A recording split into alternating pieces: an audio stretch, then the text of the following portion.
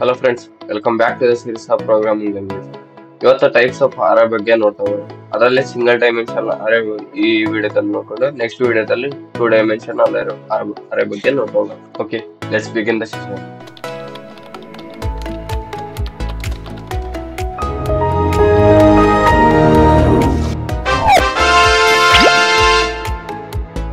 ಈ ವಿಡಿಯೋದಲ್ಲಿ types of ಅರೇ ಬಗ್ಗೆ ನೋಡ್ತಾ ಹೋಗೋಣ.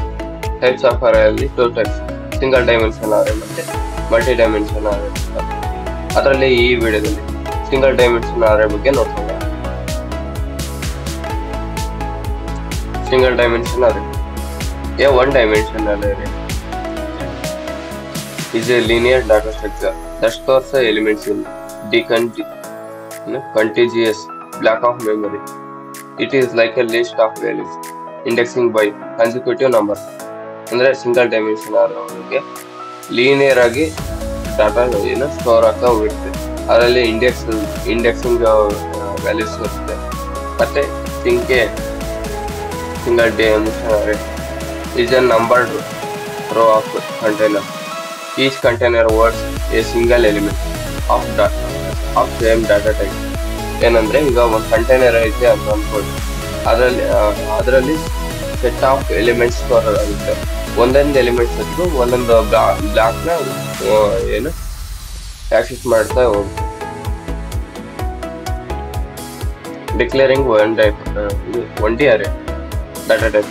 Specify the type of data and the array will hold such as int for integers, float for floating point numbers or char for characters. ಈಗ ಅರೇ elements ಯಾವ ಥರ store ಆಗ್ತಾ ಹೋಗುತ್ತೆ ಡಾಟಾ ಟೈಪ್, ಯಾವ ಥರ ಡಾಟಾ ಟೈಪ್ ನೀವು ಮೆನ್ಷನ್ ಮಾಡಿರ್ತೀರೋ ಅಥವಾ ಏನು ಎಂಟರ್ ಮಾಡಿರ್ತೀರಿ ಆ ಥರ ಡಾಟಾ ಟೈಪ್ನ ಯೂಸ್ ಮಾಡ್ಕೊಂಡು ಆ ಥರ ಎಲಿಮೆಂಟ್ಸ್ನ ಸ್ಟೋರ್ ಮಾಡ್ತಾ ಹೋಗುತ್ತೆ. ಈಗ ಇಂಟ್ ಡಾಟಾ ಟೈಪ್ನ ನೀವು ಸ್ಪೆಸಿಫಿಕ್ ಆಗಿ ಮೆನ್ಷನ್ ಮಾಡಿದ್ರಿ ಅಂತಂದ್ರೆ ಅದರಲ್ಲಿ ಇಂಟೀಜರ್ಸ್ ಅಂದ್ರೆ ಲೈಕ್ 1 2 3 4 ಈ ತರ ಸ್ಟೋರ್ ಮಾಡ್ತಾ ಹೋಗುತ್ತೆ. ಇಲ್ಲ ಅಂದ್ರೆ ಕ್ಯಾರ್ ಏನು ಡಾಟಾ ಟೈಪ್ನ ಮೆನ್ಷನ್ ಮಾಡಿದ್ರೆ ಅದು characters like A B C ಈ ತರ ಸ್ಟೋರ್ ಆಗ್ತಾ ಹೋಗುತ್ತೆ. ಈ ತರ ಡಾಟಾ ಟೈಪ್ ಮೂಲಕ ಇದು ಡಿಕ್ಲೇರ್ ಮಾಡ್ತಾ ಹೋಗ್ತೀವಿ. ಮತ್ತೆ array name use a meaningful name to identify the array following standard naming convention. ಅಂದ್ರೆ ನಾವೇನು ಸ್ಪೆಸಿಫಿಕ್ ಆಗಿ ವೇರಿಯಬಲ್ ನೇಮ್ ನಾವು ಅಸೈನ್ ಮಾಡ್ತೀವಿ ಅಂದ್ರೆ ನಮಗೆ ಗೊತ್ತಾಗ್ಬಿಟ್ಟು ಅದು ಅರೇ ಅಂತಂದು ಆ ಥರ ಸ್ಪೆಸಿಫಿಕ್ ಆಗಿ ಲೈಕ್ AR ಅಂತಂದು ನಾವು ಇದು ಕಾಮನ್ ಆಗಿ ಯೂಸ್ ಮಾಡ್ತಾ ಹೋಗ್ತೀವಿ. ಅರೇ ಡಿಕ್ಲೇರ್ ಮಾಡೋದು ಏನು ಕಾಮನ್ ಆಗಿ ಆ ಥರ ಡಿಕ್ಲೇರ್ ಮಾಡ್ತೀವಿ. ಅರೇ size indicate the number of elements and the array can enclosed in the square brackets. ಅಂದ್ರೆ ಹೌ ಮಚ್ ಆಫ್ ಎಲಿಮೆಂಟ್ಸ್ ನೀವು ಸ್ಟೋರ್ ಮಾಡ್ತೀವಿ ಅಂತಂದು ಸ್ಪೆಸಿಫಿಕ್ ಆಗಿ ನೀವು ಮೆನ್ಷನ್ ಮಾಡಬಹುದು ಅಥವಾ ಜಾಸ್ತಿ ತಗೊಂಡು ಕಡಿಮೆ ವ್ಯಾಲ್ಯೂಸ್ ಎಂಟರ್ ಮಾಡ್ಕೋಬಹುದು. ಈಗ ಲೀನಿಯರ್ ಆಗಿ ವರ್ಕ್ ಆಗ್ತಾ ಹೋಗ್ತಿರುತ್ತೆ. ನೀವು ಜಾಸ್ತಿ ಡಿಕ್ಲೇರ್ ಮಾಡ್ಕೊಂಡ್ರೆ ನೀವೆಷ್ಟು ಎಂಟರ್ ಮಾಡ್ತೀರೋ ಅಷ್ಟನ್ನ ಎಕ್ಸೆಸ್ ಮಾಡ್ತೀರಿ.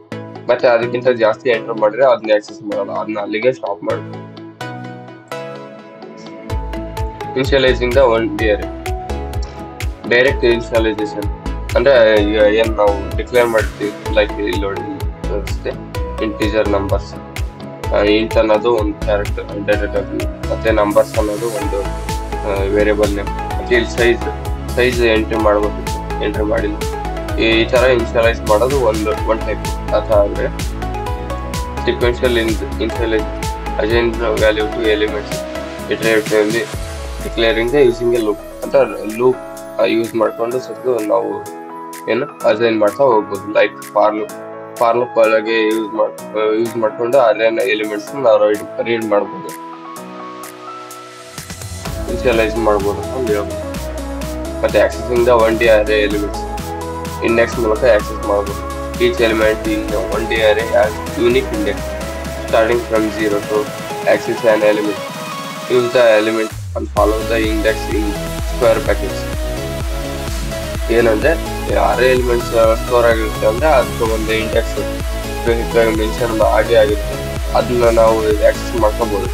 ಮತ್ತೆ ಅದು ಮ್ಯಾಕ್ಸಿಮಮ್ ಎಲ್ಲಿಗೆ ತನಕ ಸ್ಟೋರ್ ಆಗಿರುತ್ತೆ ಅಂದ್ರೆ ಮ್ಯಾಕ್ಸಿಮಮ್ ನಂಬರ್ ಆಫ್ ಏನು n ವ್ಯಾಲ್ಯೂ ಇರುತ್ತಲ್ಲ ಅದ್ರ -1. ಅಂದ್ರೆ ಈಗ ಇಂಡೆಕ್ಸ್ ಈಗ 0 ಇಂದ ಸ್ಟಾರ್ಟ್ ಆಗುತ್ತಲ್ವಾ, ಅದು 1 ಇಂದ ಸ್ಟಾರ್ಟ್ ಆಗಿದ್ರೆ n ವರೆಗೂ ಇರ್ತದೆ. ಆದ್ರೆ ಇಲ್ಲಿ ಆ ಥರ ಅಲ್ಲ, ಮ್ಯಾಕ್ಸಿಮಮ್ ನಂಬರ್ ಆಫ್ ಸೈಜ್ -1 ಅಂತ ಇರುತ್ತೆ. ಲಾಸ್ಟ್ ಎಲಿಮೆಂಟ್ ಅಲ್ಲಿವರೆಗೂ ಸ್ಟೋರ್ ಆಗುತ್ತೆ. ಇನ್ನೊಂದ್ಸರ್ತಿ ಹೇಳ್ತೀವಿ ನೋಡ್ರಿ, maximum number of size of data type. ನಾವೇನು ಅರೇಗೆ ಮೆನ್ಷನ್ ಮಾಡಿರ್ತೀವಿ ಡಾಟಾ ಟೈಪ್ ಅಥವಾ ಸೈಜ್ನ, ಅದು ಮ್ಯಾಕ್ಸಿಮಮ್ -1 ಆಗಿರುತ್ತೆ. 1D array example programs ನೋಡ್ಕೋವಾಗ declaring an array initializing hard numbers ಅಂತ ಇದು ಒಂದು ಎಕ್ಸಾಂಪಲ್ ನೋಡೋಣ. ಈಗ ಎಕ್ಸಾಂಪಲ್ ನೋಡೋಣ. ಫಸ್ಟ್ ಯೂಸಿಂಗ್ ಡೈರೆಕ್ಟ್ ಮೆಥಡ್ ಅಂದ್ರೆ ಡೈರೆಕ್ಟ್ ಮೆಥಡ್ ಅಂತ ಫಸ್ಟ್ ಡಾಟಾ ಟೈಪ್ ಮೆನ್ಷನ್ ಮಾಡಿ ಅರೇ ಡಿಕ್ಲೇರ್ ಮಾಡ್ಕೊಂಡು ಮತ್ತೆ ಸೈಜ್ ಡಿಕ್ಲೇರ್ ಮಾಡ್ಕೊಂಡು ವ್ಯಾಲ್ಯೂಸ್ನ ಅಸೈನ್ ಮಾಡಿ. ಇದು ಡೈರೆಕ್ಟ್ ಮೆಥಡ್. ಮತ್ತೆ ಫಾರ್ ಐದು ಎಲಿಮೆಂಟ್ಸ್ ಪ್ರಿಂಟ್ ಮಾಡೋದಕ್ಕೆ ಫಾರ್ ಮತ್ತೆ ಯೂಸಿಂಗ್ ಲೂಪ್ ಯೂಸ್ ಮಾಡ್ಕೊಂಡು ಯಾವ ಥರ ರೀಡ್ ಮಾಡೋದು. ಫಸ್ಟ್ ಅರೇನ ಒಂದು ಡಿಕ್ಲೇರ್ ಮಾಡ್ಕೊಂಡಿದ್ದೆ ಒಂದು ಫಾರ್ ಲೂಪ್ ಒಳಗೆ ಇದನ್ನು ಮೆನ್ಷನ್ ಮಾಡಿ ಇಂಡೆಕ್ಸ್ ಒಳಗೆ ಮತ್ತೆ ಇಲ್ಲಿ ನೋಡಿ ಅರೇನ ರೀಡ್ ಮಾಡಿ. ಅರೇ ಆಫ್ ಐ ಎಲ್ಲಿಂದ ಸ್ಟಾರ್ಟ್ ಆಗುತ್ತೆ? 0 ಇಂದ ಸ್ಟಾರ್ಟ್ ಆಗುತ್ತೆ.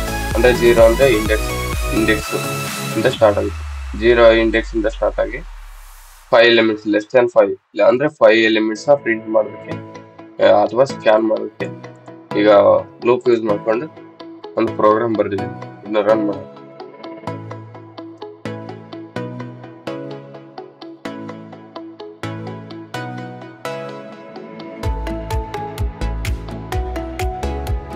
ನೋಡಿ, ಯೂಸಿಂಗ್ ಡೈರೆಕ್ಟ್ ಮೆಥಡ್ ನಾವೇನು 5 ಎಲಿಮೆಂಟ್ಸ್ನ ಎಂಟರ್ ಮಾಡ್ತೀವಿ ಅದನ್ನಿಷ್ಟು ತೋರಿಸ್ತೇವೆ. ಇಲ್ಲಿ 5 ಎಲಿಮೆಂಟ್ಸ್ನ ನಾವು ರೀಡ್ ಮಾಡ್ತೀವಿ. 1 2 3 4 5 ನೋಡಿ ಇಲ್ಲಿ ತೋರಿಸ್ತೀವಿ. 1 2 3 4 5 ಎಲಿಮೆಂಟ್ಸ್. ಈ ಥರ ಅರೇ ಯೂಸ್ ಮಾಡಿಕೊಂಡು ಒಂದು ಲೂಪ್ ಯೂಸ್ ಮಾಡಿಕೊಂಡು ವಿತೌಟ್ ಲೂಪ್ ಎರಡು ಥರನೂ ಆಕ್ಸೆಸ್ ಮಾಡ್ಬೋದು ಅಂತ ಹೇಳ್ಬೋದು ಸಿಂಗಲ್ ಡೈಮೆನ್ಷನ್. ಎಸ್, ಇದಾಗಿತ್ತು ಇವತ್ತು ನೋಡಿ. Thanks for watching.